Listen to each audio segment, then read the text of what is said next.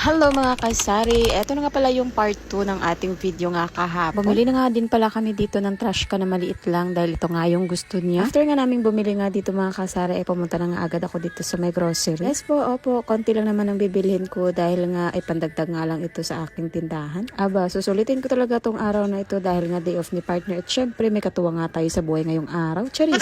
At dito nga mga kasari, habang namimili nga ako at kita nyo naman ang aking videographer, talaga namang napaka-supportive yun.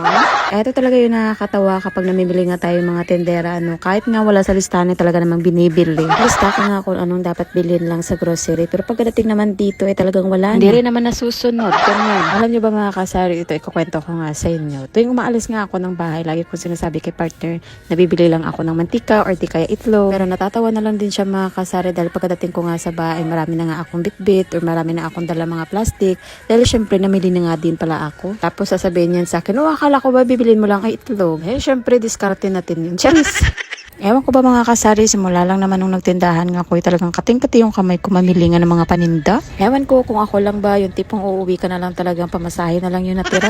Kadalasan talaga nangyayari yan sa akin mga kasari. Kaya kahit personal ko nga na pera ay talaga namang ginagalaw ko. Dahilan ko naman kasi talaga kung bakit ginagalaw ko ang aking pera dahil kahit paano yung tubo nga niya ay sa tiyanggi at syempre yung benta ay kukuhanin ko nga din. O diba, mindset ba mindset? Charis!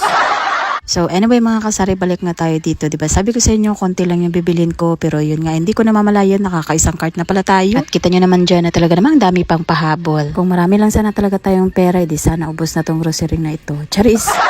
Papunta na sana kami ng counter, kaso lang bigla ko nga naalala na kailangan ko palang dagdagan ng aking mga pansit canton. Kaya kumuha na rin talaga ako dito. At dito nga ay umikot pa ako, baka may makita pa akong iba. Charis! At pagkatapos ko nga dito mga kasari, ay pupunta na nga tayo sa counter, de tayo magbabayad na. At ito na nga din yung moment na talaga namang minsan ay kabado tayo. Charis! Para ba kasi kuha lang tayo ng kuha, tapos pagdating dito ay talaga namang lampas-lampas na pala tayo sa budget natin. Charis! Aminin, hindi lang ako ang kinakabahan pagdating dito. Charis! Ganoon naman talaga, realidad yan ng isang tendera. Charis! So dito nga mga kasari, patapos na rin naman ako at nagbayad na nga din ako dito. Tapos nga namin sa grocery mga kasari, umuwi na nga lang din kami at kita nyo naman yung daanan ay bumaha na nga. At dito nga mga kasari, no choice nga tayo kundi mag-commute dahil marami nga tayong pinamili. Charis!